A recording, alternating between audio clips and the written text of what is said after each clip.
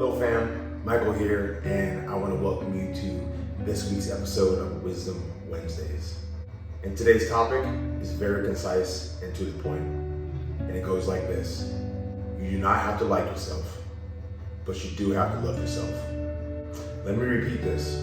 You do not have to like yourself, but you do have to love yourself if you're going to be successful, if you're going to succeed in this game called life and in this goal called health. I'm a dad and I'm a husband, and most of the time I really enjoy my spouse and my kids, but I don't always like my children.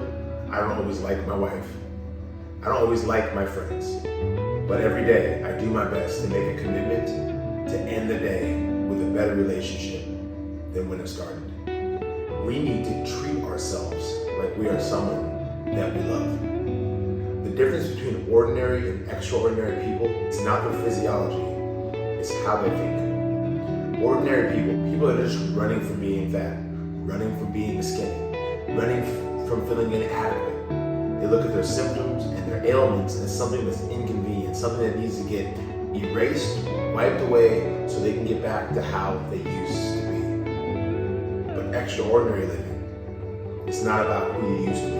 It's about moving forward into a better version. It's about growing, and that's what growth is. If we're going to grow, we have to nurture ourselves. We have to take care of ourselves. We have to feed our bodies. We have to feed our minds. We have to feed our spirit, because we're all of these things. And being healthy is not about aesthetics. It is not about the surface. It is not about having a nice facade on the outside and the inside being dead. Being healthy is about being whole on the inside and the outside being a reflection of this.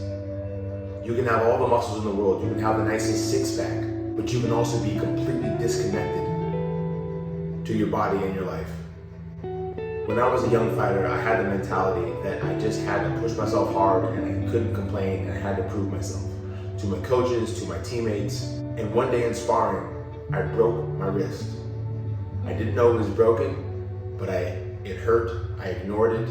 Come a year and a half later, I got another injury in my wrist, and I got x-rays, and I found out that my wrist was broken. Not only was it broken, it had been broken so long that it started to heal on each side of the break.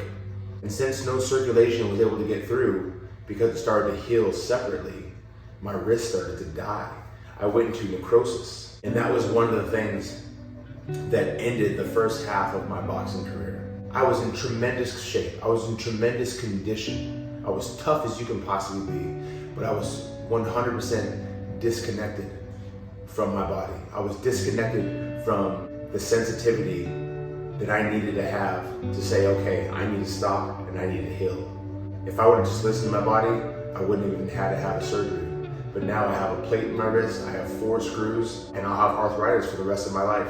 Examples like this occur all the time with athletes, as well as with weekend warriors or anybody who is just focused on getting from A to B.